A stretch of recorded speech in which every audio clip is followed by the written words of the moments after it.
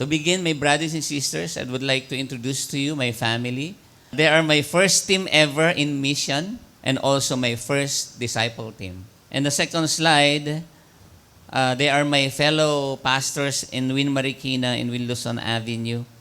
Sister Sandy, of course, Pastora Edith, Pastora Lenny, and Pastor Rudolph.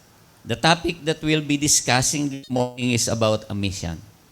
Last night, we heard the story of Pastor Boots said about our creation, the fall, the redemption, and the mission. So right now, we are on mission. So mission is basically Jesus calling us to others. That's the mission. Calling us to others. We are now only called just to know Him, but also to make Him known to others. That's our mission. We allow Jesus to use us to be fishers of men.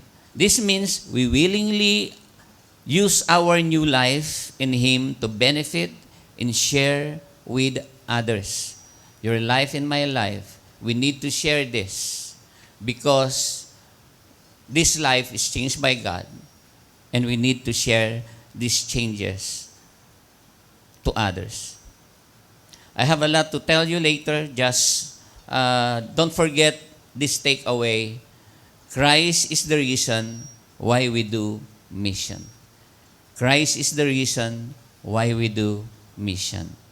In Acts chapter 18, verse 22, this is what he says. When he arrived in Caesarea, I went up to Jerusalem, greeted the church there, and then returned to Antioch. After spending time in Antioch, Paul went through the regions of Galatia and Phrygia, where he strengthened the faith, all the disciples. In 19 verse 10, this went on for 2 years, so that all who lives in Asia, Jews and Greeks alike, heard the word of the Lord. God continued to do extraordinary miracle through Paul. In chapter 20, verse 19, I humble serve the Lord, often with tears in my eyes. I served the Lord during the difficult times I went through when the Jews plotted against me. I didn't avoid telling you anything that would help you. And I didn't avoid teaching you publicly and from house to house. I warned Jews and Greeks to change the way they think and act and to believe in our Lord Jesus. But I don't place my value of my own life. I want to finish the race I'm running. I want to carry out the mission I received from the Lord Jesus, the mission of testifying to the good news of God's kindness. I never wanted anyone's silver, gold, or clothes, and I have given you an example that by working hard like this, we would help the weak. We should remember the word that the Lord Jesus Christ said, giving gifts is more satisfying than receiving them. When Paul has finished speaking, they knelt down and prayed with all of them. Everyone cried a lot as they put their arms around Paul and kissed him. The thought of once not seeing Paul again hurts them most of all. Then they took Paul to the ship. We saw in the first slide, missionary work is going to different places. Paul went to Syria, Jerusalem, Antioch, Galatia, Phrygia. Our God, my brothers and sisters, our God is a God of mission. I will show you the map of S2S where the places have been visited. For 10 years, mga kapatid, yan na yung mga narating natin. Napakarami na po. Naalala ko, ang sabi ng mga businessman, kapag ang isang business ay nag-10 years na, malakas-lakas na yung negosyong yan. So, this mission, our Sent to Serve mission is a 10th year run this year. No? So, I think kung ito ay business, matibay na. Meron na tayo, this mission, this S2S, It's not from other church. This is from WIN. Sa atin po ito. Palakpan po natin ang ating Panginoon. So missionary work strengthened the faith of believers. He helped the followers there and become stronger in their faith. We have many churches in the province. You know what? The churches in the Philippines is more than 100. 70 plus local churches and I think mga 70 plus or 80 plus outreaches. So from Visayas, from Luzon, Visayas, Mindanao, we have churches there. So kaya kung taga saan po kayo sa Pilipinas, I believe there is churches, WIN churches in your place. Sabihin nyo lang kung taga saan kayo, no? At pwedeng i-repair natin yung mga mahal nyo sa buhay doon. So the pastors wants to stop their church and ministry because of hardship of life. There are so many pastors in the Philippines, in the mountains, in the province, that they want to give up their callings. They don't want to box anymore. If you are a boxer, they throw the towel, the white towel, inside the what they call that? The court? the ring, yeah. And give up because of hardship. You know what, my brothers and sisters, if you ask how much they receive each month, it's only 2,000 pesos. 2,000 pesos in a month. How much is that in a Singaporean dollar here in Singapore? 2,000 pesos in a month. They have 4 kids, plus the mother-in-law and the father-in-law. It is so hard to live. But you know what? They are standing and striving even though there is hardship in their lives. We talked to one of the pastor's kid and asked her if she remembered when the last time that they ate together at a restaurant. A pastor's kid, a young lady. It's about, I think, 20 years old. She was silent for a while and thought if she can't remember anything. She started crying because she don't remember when was the last time they had family lunch or dinner together. Alam nyo ang buhay sa probinsya. Sino po rito ang mga taga Mindanao? Yes. Taga Visayas? Madami. Luzon? Madami ang taga Luzon. Before the S2S end, the missionaries donated money to treat the entire family in the restaurant. The restaurant or the mall is, you need to drive 1.5 years. 1.5 month. 1.5 day. Haba, no? 1.5 day. Pinapatawa ko lang kayo. 1.5 hours. From the province, from the barangay, going to the city. And nung nasa loob na kami ng mall, I told them, don't choose McDonald's, don't choose Jollibee, don't choose Chowking o Mang Inasal. Don't choose that. So pili kayo ng hindi nyo pag-aanong nakakainan na restaurant. At ang pinili nila, you know what? Pinili nila Shakey's. And we ordered, pinakamahal sa Shakey's ang in-order namin. Wow! Nakaupo silang lahat sa iisang table na mahaba.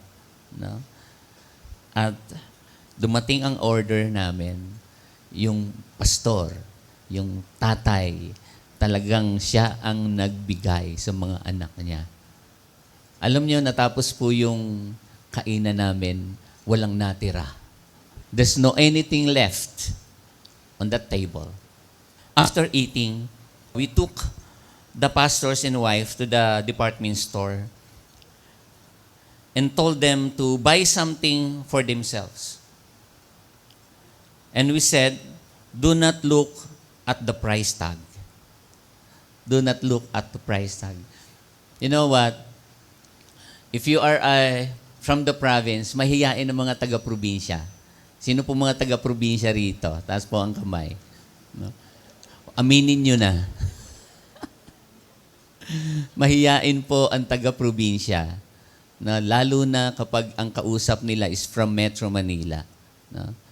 It's the same way. If you are from the Manila and going to Singapore, you know, it's something like that. No? It's something like that. So, the pastor chose three barongs. Dahil yung barong niya po ay kupas na. No? At namili rin siya ng dalawang pants. No? Bago po lahat yun. No? Bago lahat. And then, even the wife, the pastor's wife, namili rin po sila ng kanilang bibilhin. Then the wife then picked up something and requested to Lenny to bring it to me at the counter. It was a 500 pesos worth of eyebrow. Because the last time she used eyebrow when she was a single. No? Wow, na. Sa mga kababaihan, eyebrow is, ano ba? How many eyebrows do you have in your place or in your bags? 9 eyebrows, different colors. Right? Worth 500 pesos. Bibili ka ba ng eyebrow na worth 500 pesos? Siyempre, bibili lang ng bigas. You buy rice for that 500 rather than buying an 500 pesos worth of eyebrow. Then the young adults, missionaries, brought 3 of the children to the Starbucks. First time drinking a coffee inside the Starbucks. How much the Starbucks coffee? It's worth 150 pesos to 200 pesos. Only a coffee. So if you buy 3-in-1 coffee, how many 3-in-1 coffee ang mabibili mo sa 200 pesos? They will never drink a coffee in the Starbucks because of that price. Pero for the first time, mga kapatid, nakainom sila ng kape sa Starbucks. And they were so happy for that. And the youth, children, go to the milk tea shop and buy milk tea shop. A milk tea shop. A milk tea. Why the milk tea shop? Alam niyo ho, ang saya ng pamilyang yon. Yun yung sinasabi ni Lenny na they want to give up. They want to give up. But, when a missionary going to the churches like that, they inspired. Sabi nga natin, the missionary work is strengthen the faith of believers. And there's another story. I titled it, Jollibee Story. You know, we have a church in the province at the middle of the rice field. We have also an S2S there and Win Kids. And the Jollibee, nabuksan lang yung Jollibee in another town 2 months, no? Before the S2S. 2 months before the S2S. And the kids of that the church never saw physically, never enter physically inside the Jollibee. And we have a project kung ilang bata ang kaya naming dalhin sa Jollibee. And at that afternoon, sakay kami ng jeep going to Jollibee. And then, when they entered to Jollibee, they're running all over inside the Jollibee. They want to sit there, and then they want to sit there, and they want to sit at the back, in front. And we ordered is Chicken Joy with spaghetti. You know, when the food delivered, and we surprised that children ate only the spaghetti. Only the spaghetti. And asked them, why only the spaghetti? He told us, dadalhin pa namin ito sa aming nanay. Oh. At matikman ng bunso naming kapatid. You know, nung sila ay pauwi na, they walking in the pilapil, swinging the supot of spaghetti, the supot of Jollibee, and their friend watching them, and you know, wow, ka-Jollibee kami, like that. And they gave the Chicken Joy to their mother. Bakit sa mga nanay lang yun? Ba't hindi sa tatay binibigay? Ano ba kayo? Di ba? Ano ba meron ng mga nanay? Kumakain din naman kami. Missionary work, experiencing miracle from God. God continued to extraordinary miracle through Paul. In the S2S, we do street evangelism and prayer walk. We let the missionary experience praying for the sick in the street and in the home. We were amazed how much God used us for people to recover from the sickness and even broken relationship. Missionary work have a table time. This went on for 2 years, according to Paul. He stayed 2 years on that place. The S2S mission has been underway in the same place for 3 consecutive years. For 3 years. We discovered that 1 year is not enough for us to saturate the place, get to know culture, and build relationship among our WIN families. So even though we have the same organization, with same names, and with same family, there is a big different culture from the province and Metro Manila. Meron tayong isang missionary from Metro Manila, akala niya sa na yung pinakamahirap because they're living in the squatter area. No? But when sila ay sumama sa mission, nakita nila mas mayaman pala sila kaysa nasa ibang probinsya. No? Kumakain sila ng 3 days. No? 3 meals. 3 days naman. 3 meals in a day. Yung iba sa probinsya po, sa iba sa probinsya, isa lang ang plato na kanilang kinakainan. Bakit? Kasi kamote lang ang kinakain nila doon. At kumukuha na lang sila ng isa-isa. Gustong-gusto po nilang maghugas ng maraming plato. Hindi lang sila makapaghugas kasi kaunti lang ang pagkain nila. Young people, masaya kayo kapag marami kayong hinuhugasang pinggan dahil marami kayong pagkain. Hindi ho sila gumagamit ng kamay. Kutsara po ang ginagamit nila. Bakit? Lugaw ang kinakain nila. Dahil mahirap kamayin ang lugaw. Mapalad po tayo dahil may kinakain tayo na masarap. Pero marami po sa atin, sa provinces, ganito ang buhay. So missionary work, have experiencing rejection, teaching publicly and house to house. Paul experienced rejection also likewise with the S2S immersion. Not all will accommodated you, but one thing we have observed, people allows us to pray for them. Before we leave, to that house, or in the street, they allow us to pray for them. A missionary work is sharing the good news of Christ. And that's the reason. That's the only reason why we do mission. Sharing the good news of salvation from the Lord Jesus Christ.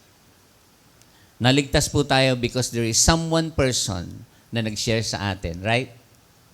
Ginamit po ng Panginoon yon. So the mission of testifying to the good news of God's kindness. We have nothing else to share with people but Christ. Christ is the reason why we go on mission. God's love compels us to do. We take lives in our work and live our families for 7 days. The student will raise their own funds and no leisure muna. A little sacrifice to spread Jesus loves. Ibig sabihin, nagtitipid muna yung mga estudyante, hindi muna nag-Starbucks para sa mission, meron silang pambigay.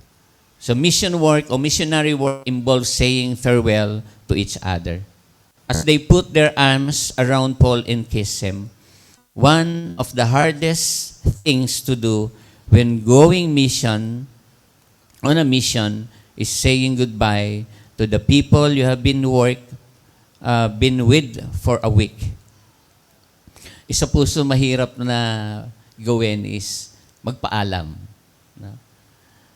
You know, this coming Wednesday, one of your family going to Australia, it's hard to say goodbye. Right? Tama ba ako? Nag-iyakan pa nga sila kagabi.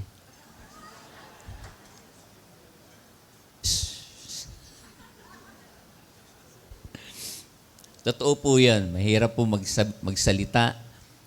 Mahirap po magpaalam. No? Mahirap magpaalam. Because we won't see each other physically for a year, the members, especially the children and young people of the church, were sad as they were escorting the missionaries and their vehicle. They gave each other their FB and phone numbers. And while the car was moving, the children were running along with the car.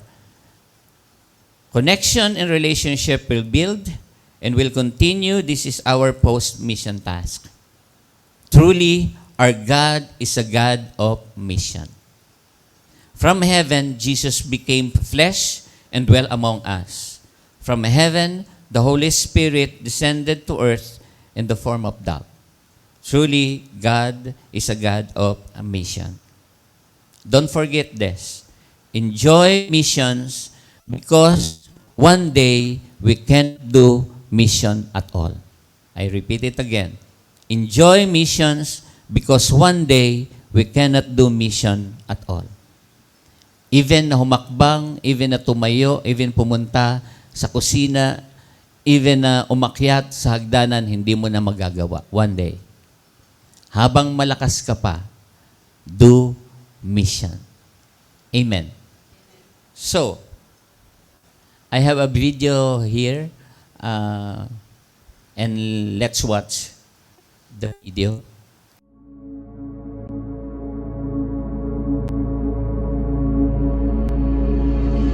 Ang Diyos na pinagsisilbihan natin ay ang Diyos na patuloy na lumilikha ng mga bagong bagay. Gumagawa siya ng daanan sa desierto, maging sa mga lugar na mukhang imposible para sa tao.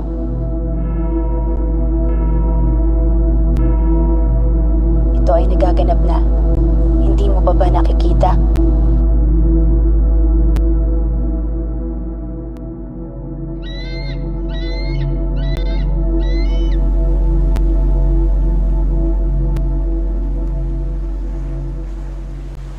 Sa kauna-unahang pagkakataon, mula nung nabuo ang Sent to Serve taong 2013, tumawid na ng dagat ang S2S tungo sa islang itinuturing na puso ng Pilipinas.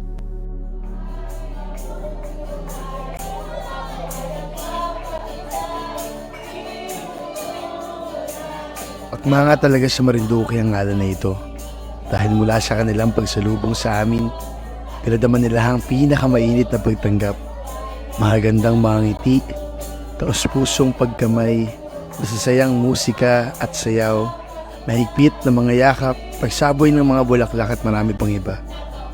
Bagong mga kaibigan, kapatid at pamilya, na matagal ding naghintay at nanalangin para sa ating pagdating. Sa wakas, nagtagpo rin.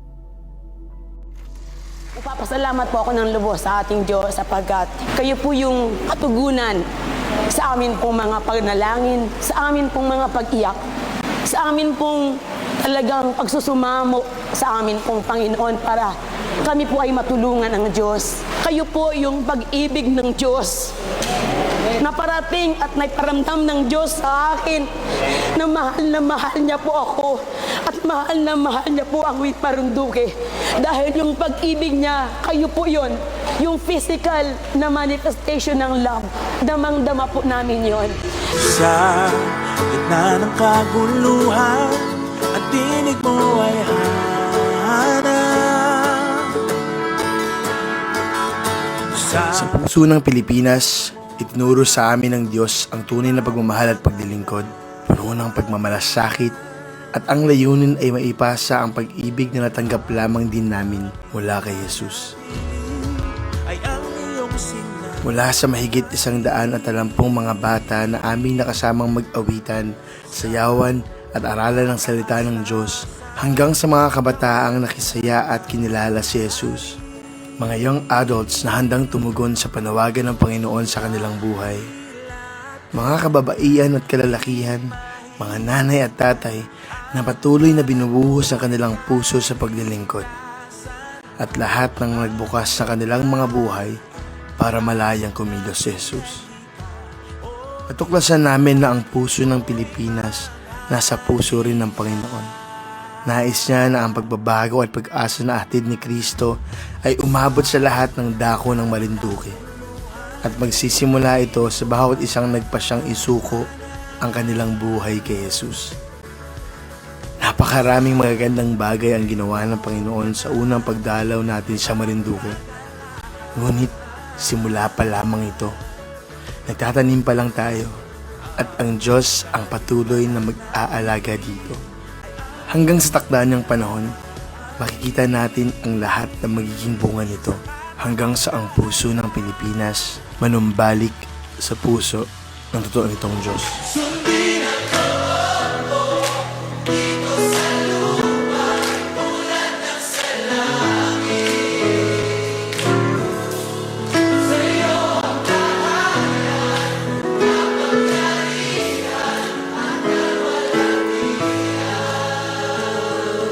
Dakilat ay hihigit ang ngalan mo ay kaligtasan. Let's all stand. Question, gusto niyo po bang, have you ever experienced mission work in other places? The second question, would you like to experience mission in the Philippines? So it's up to you. Let's bow our heads. Lord Jesus, you came to this earth to do a mission so that we may have forgiveness, salvation, and peace. We pray that you will help us to have a missional living or missional life so that we can continue what you have started on our lives. Give us a heart with a love for the mission. In Jesus' name we pray. Amen. Amen. God bless you, my brothers and sisters. God bless you.